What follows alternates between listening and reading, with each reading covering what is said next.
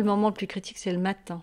Il peut être dans une situation d'angoisse terrible parce qu'il n'a plus la notion du temps, il a très peur de ce qui va se passer, il a l'impression qu'on va comme il dit, trimballer d'un endroit à un autre. Certains matins, il peut se réveiller totalement tétanisé. C'est difficile parce que de le laisser en situation d'angoisse, je ne sais pas faire. Donc je vais prendre un quart d'heure de plus pour que ça s'apaise, ou alors je vais partir brutalement. Mais ça, c'est compliqué pour moi.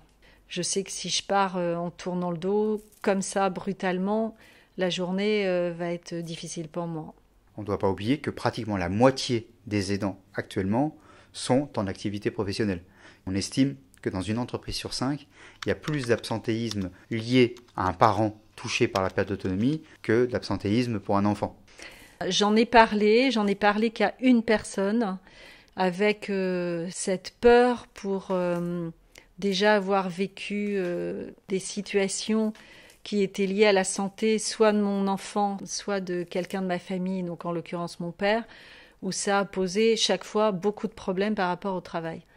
C'est très sympathique de dire aux collègues « Ah, c'est génial, j'ai emmené mon enfant, c'est le premier jour de rentrée à la maternelle ». C'est moins drôle de dire « Ah, pour la première fois, j'ai accompagné ma mère à un centre Alzheimer ». On n'a pas envie d'en parler. Et puis un autre élément aussi, les gens se disent « Si je dis que je suis un aidant, ça va me fragiliser et peut-être vais-je même être mis sur le côté, voire licencié, parce que j'explique que je suis aidant ».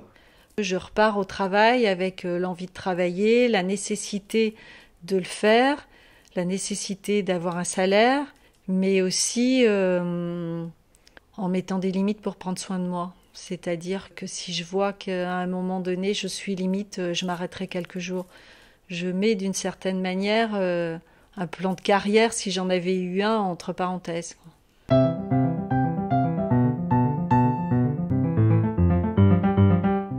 Les aidants dans la société, aujourd'hui, c'est plus de 8,5 millions de personnes.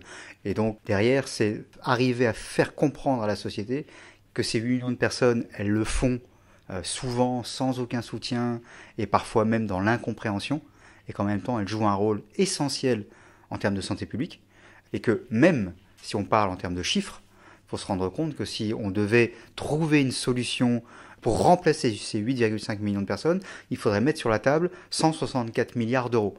C'est-à-dire, grosso modo, les 2/3 des dépenses totales de santé aujourd'hui. Si j'observais ça chez quelqu'un, ou que je me doutais qu'il y avait ça, déjà qu'il puisse poser ce qu'elle ressent et ce qu'elle vit en toute confiance, sans avoir peur d'avoir des représailles pour son travail.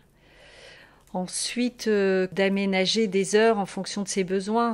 Et la personne peut être très reconnaissante de ça et donner beaucoup à d'autres moments.